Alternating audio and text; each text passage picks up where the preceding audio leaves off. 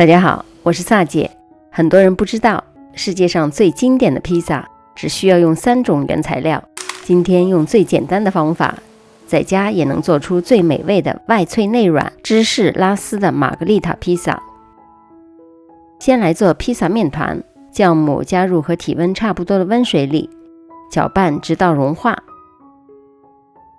我用的是高筋面粉，也可以用披萨的专用面粉，加入盐、糖和橄榄油，边倒入酵母水边搅拌面粉。这个面团的含水量大约是面粉的 65%， 所以会比较软。搅拌到见不到干粉，稍微折叠一下，不需要很光滑。盖上保鲜膜，松弛10分钟。松弛之后，面团里的面筋组织得到了重组，稍微揉一下，表面就会变光滑了。碗里喷点油防粘，盖上保鲜膜，温暖的环境下发酵到2倍大。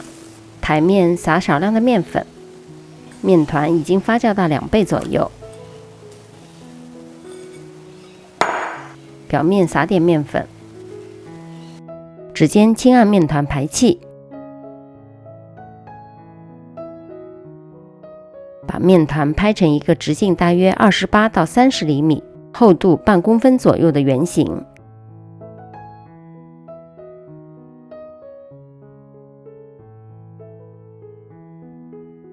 放在垫了烘焙纸的面板上，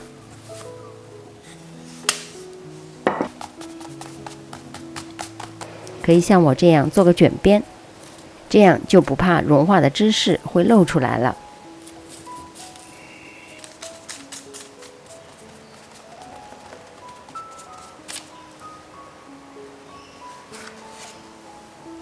盖上布，在室温下醒发20到30分钟。玛格丽塔披萨最大的特点就是只需要用3种原材料：番茄、马苏里拉芝士和罗勒叶。小番茄切成薄片，为了防止出水，用厨房纸吸干水分。我用的是这种低水分的马苏里拉，切片。如果你用的是新鲜的马苏里拉芝士，就记得一定要提前控水，以免烤制的过程中出水。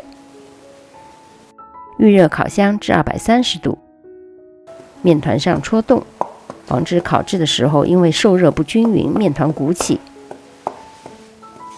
我用了现成的披萨酱，薄薄的涂抹一层。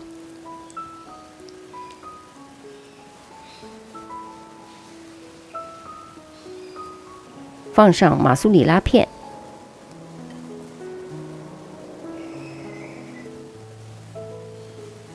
或者再撒上一点马苏里拉碎，覆盖整个面团。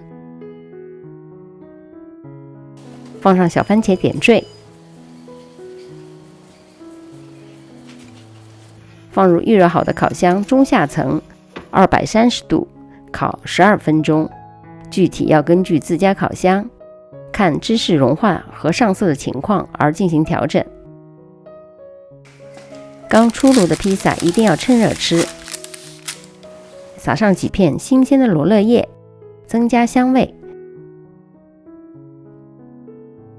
好吃又简单的玛格丽塔披萨，饼皮松软有嚼劲，芝士拉丝浓郁，用最简单的食材做出最经典的味道。如果你也喜欢这款披萨，不妨在家做起来。离开前别忘了点赞、订阅或者留言支持我。我们下集再见。